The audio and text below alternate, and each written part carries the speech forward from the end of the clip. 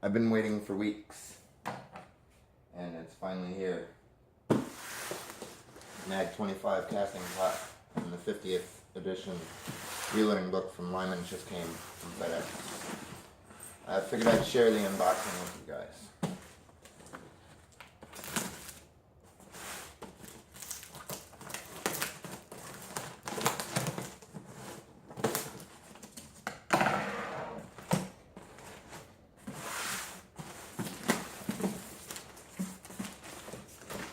It's pretty cool that they don't use those fucking peanuts.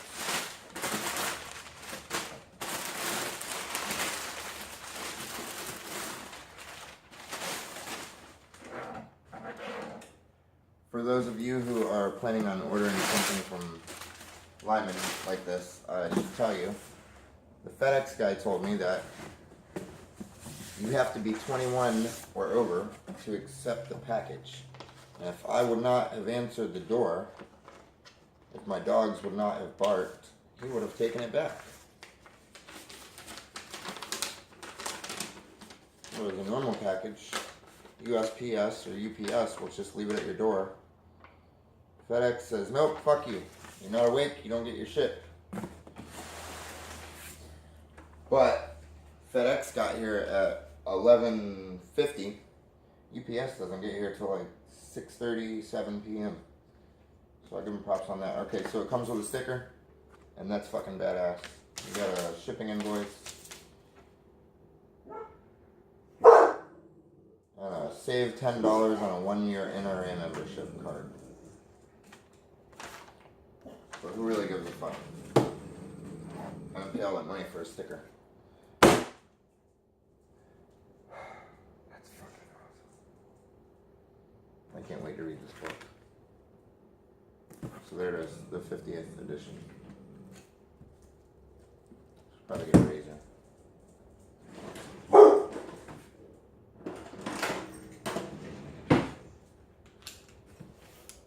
Oh, what the fuck?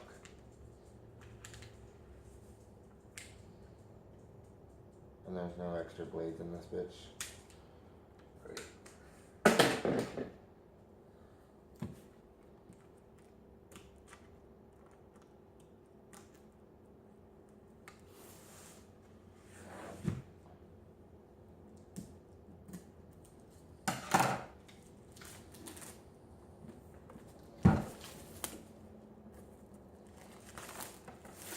This is my Christmas present to myself. Oh, I just tell you guys the most important thing. I didn't pay $400 for this shit, like it is on their website, or even $300 on Midway. Oh, I just saw my book. I paid $175 for the Mag 25 pot. I paid $20 for this book, which is the hardcover. How did I do that? Well, I called because I have a broken sizing die, and I asked them if they had an upgrade program because I also wanted to know. I noticed that there's no videos of this pot on YouTube, and I looked all over YouTube because I wanted to see what this thing was all about before I spent all that, or saved up all that money to buy it. And she said, well, did you look on our website? And I was like, yeah, I looked on your website, and I looked on your YouTube account. You guys don't have any videos of it, and there's really no other pictures other than just the one standard picture of the front of the device. And she said, oh, well, I guess we don't have any. I was like, okay. Which is the reason I'm doing this video, so I can put it up on YouTube, so other people who want to buy it can check it out before they buy it. They don't even have that picture on fucking on their website. That's a good book, Cast Bullet Handbook. So anyway, I said, is there an upgrade program? Because I bought the big Dipster kit, and I still have that little pot. I've got the book, I've got the wiggle, and I've got the ingot mold.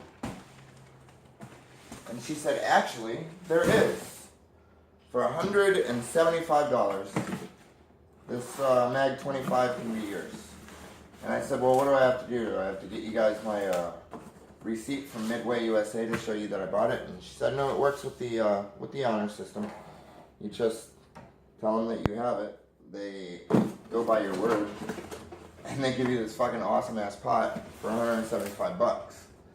And I was like, no way. And she's like, yes way. And I was like, well, is there an expiration date on this offer? She's like, actually, yes, January 1st. And when I had called, it was like the 14th, I believe. And so I didn't have money on my card at the time, so I had to do what I had to do to get the money. When I called back, well, the day I called back, Lyman is not like a huge company. They're like a little company, I guess, and they only have 25 workers and 5 people to answer the phone. Well, they had people working that day. They had some people were sick. They were understaffed, is what they told me, and they also had a meeting at 12. So I started calling them as soon as they opened in the morning. I actually started calling before they opened. As soon as they opened, and it took me 5.5 hours to get a representative on the phone. When I finally got someone on the phone, I was so excited. And I told her about everything I had gone through with getting disconnected every 3 minutes. I'd wait on hold for 3 to 5 minutes, and every time I fucking waited on hold, I'd get disconnected after 3 to 5 minutes. It was very frustrating. So I kept calling back, and so for my patience, she gave me this book for 20 bucks. Okay, so here's the inside of the pot. Here's the front. You've got your little screen. It looks like there's a protective cover on it, which I think I'm actually going to leave on there. Set, output. I don't know what AL and AT mean. I guess I'll have to read a book. Lyman Maq 25, digital melting furnace. Warning, see instructions on reducing exposure. It's got this little slide here. That's pretty interesting. We'll check that out with a bullet mold.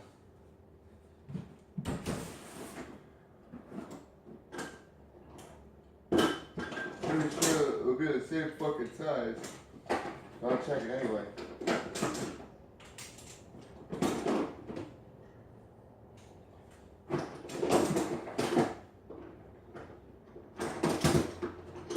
Make sure everything in there fits.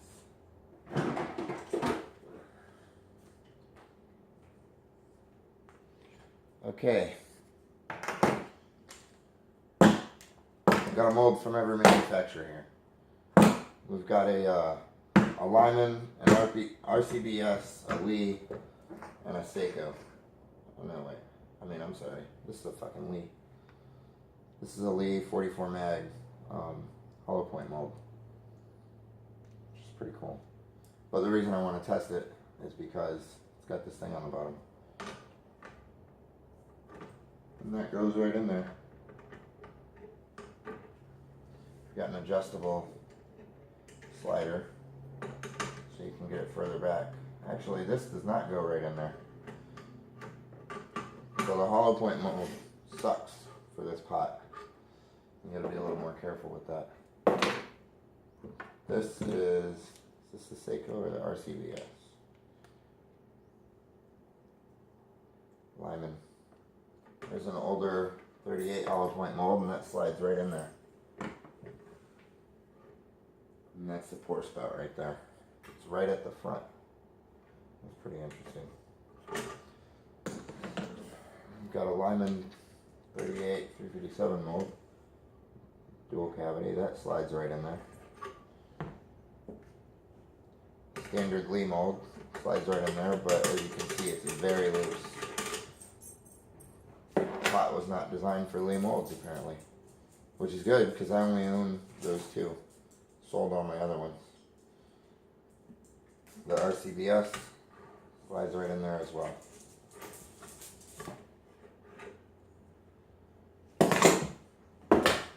So if we look at the book, the book's very small and simple. Handle, pivot stud, limit screw, shut off rod, handle. You don't say. How to use the warming shelf. Mold guide, alignment and use, operating your furnace. Mold stop, bolt to adjust slide position. That's pretty cool. Process value. Actual temperature of lead is the PV.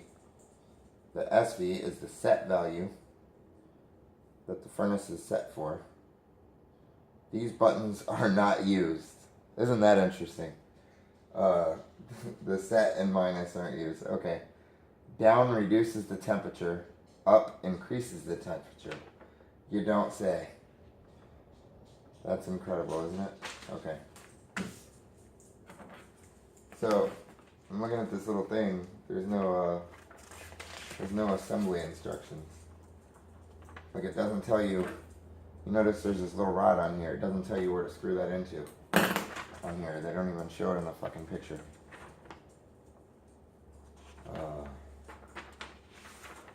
Fuckers. Assembly. The main body of the furnace is fully assembled at factory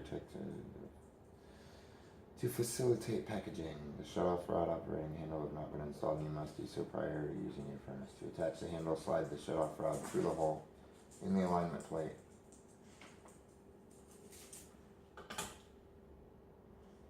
And down into the valve in the bottom of the pot.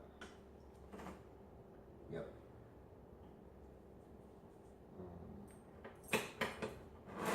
So it's got this thing right here, which goes up and down, which operates exactly like a fucking Lee pot. So that's on, obviously, and that's off. The rod that goes up and down stops the flow. What's actually cooler about this than a fucking Lee pot is how it works.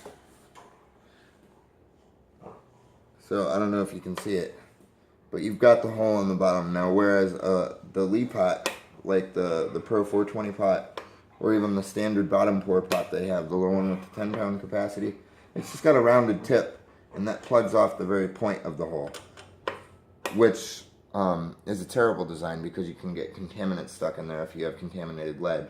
They'll go to the fucking bottom sometimes when you're stirring your pot, and they can get down there under it and clog it up. So no matter what you do, it's going to keep coming out the bottom of the pot. This one, it's tapered, so it actually shuts off the entire hole instead of just the tip of the hole. Just the tip. And what I also think is interesting is there's lead residue in the bottom of this pot. Somebody tested this thing. They said, oh, okay, it works. We put lead in it, we melted it. Now let's dump it out of the side here into whatever receptacle we have, and we'll ship it off to the customer. I was assuming that this entire spot was a warming shelf. Does not look like that's what happened. This little plate right here appears to be the only warming shelf. And if you notice, there's nothing for your handles right here. You'd have to take another mold, set it right there, and now your block will sit flat on the warming shelf. Unless you're going to put it like this, which I guess that would make more sense. So if you're going to use the warming shelf like that, this can't be all the way up against the back of the wall because look how far it sticks out. If you're going to use it like this, and you want it to sit flat, you're going to have to stick another mold up there. And obviously not the way that you would normally do that. Really sucks. I was hoping this entire top piece, because it's so fucking huge, would be the warming shelf. You warm multiple molds at a time. Alright, so let's install this.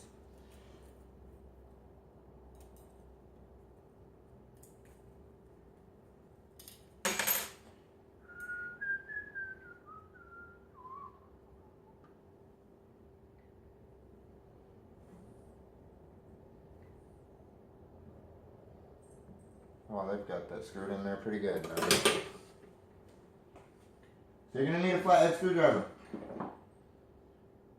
because that is not a finger tight screw.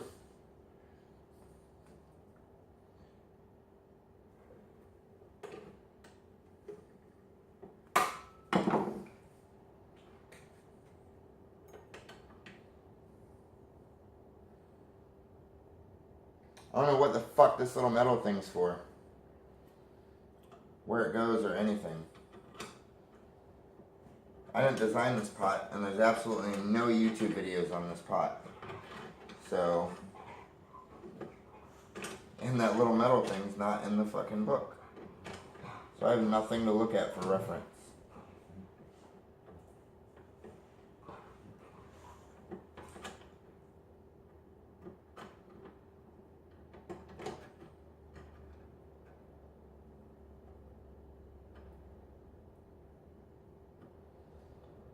I think they should have put a little mark on the top so you know exactly where you're supposed to stick it. That's okay. You don't have to do everything for me. I can do something myself. Put a little mark on the top here. Then I know exactly where the hole is.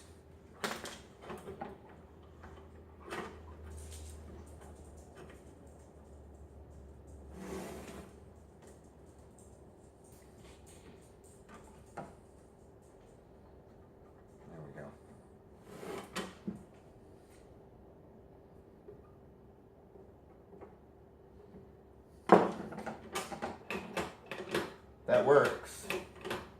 But what's this for?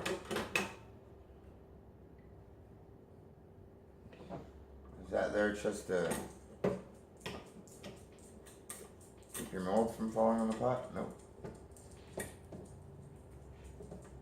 not what it looks like.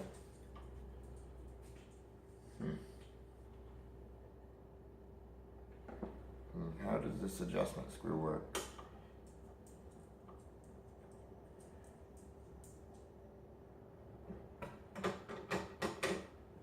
Okay, that adjustment screw adjusts the height that you can lift this arm up.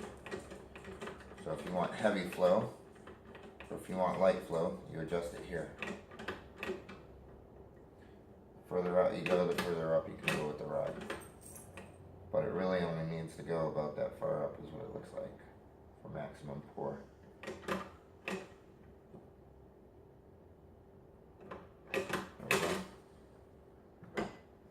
Well, let's plug this bitch in and see how it looks.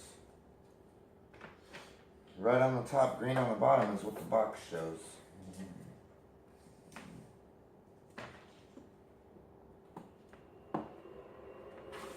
It's got a fan built in. It is. I'm in Florida right now, so even though the rest of the country is freezing its ass off, it's only 76 degrees apparently outside. Feels a little chillier than that. But okay. The set value is 800 degrees. Can we turn that down?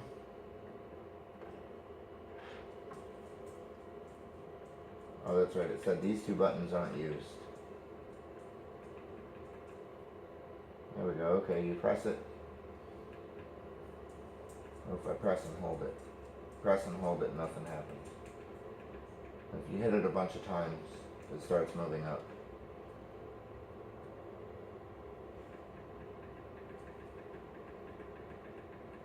There we go.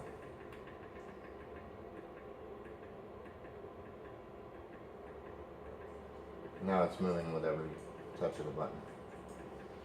See how low it will go.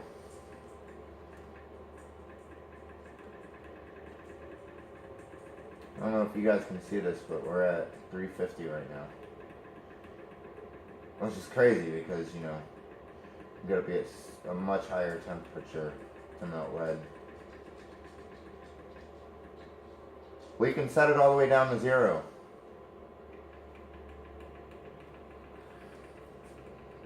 Well, let's just set it to 650.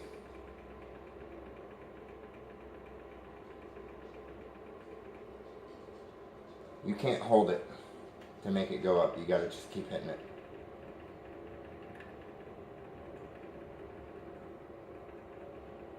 Wait, wasn't it set at 8? We'll go up to 8. That bitch at max temp. Oh, it's going higher. 850. 850 appears to be the maximum allowable temperature. Can you see that? Yeah, that's a clear view.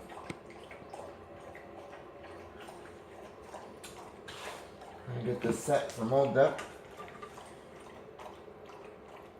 That's the first hole. That is the second hole. Get this tightened down.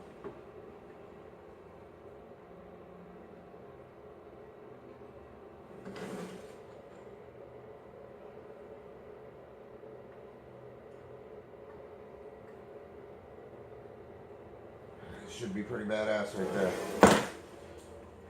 Take this book. I don't want anything to happen to it.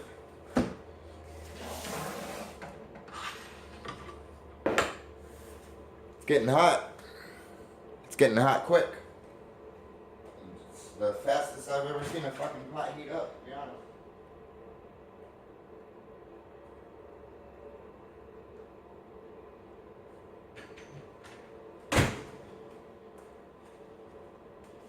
A little concerned with doing this inside the house. I think I'm going to take this outside.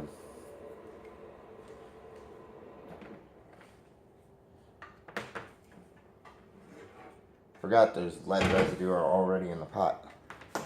So, let's take this bitch outside into the cold.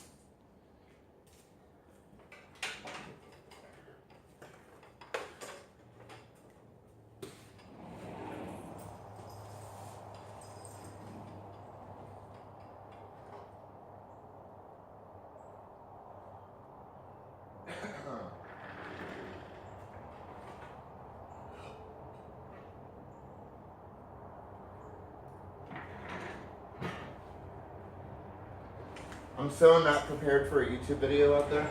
It's gonna be like 5 minutes. I'll turn this back on.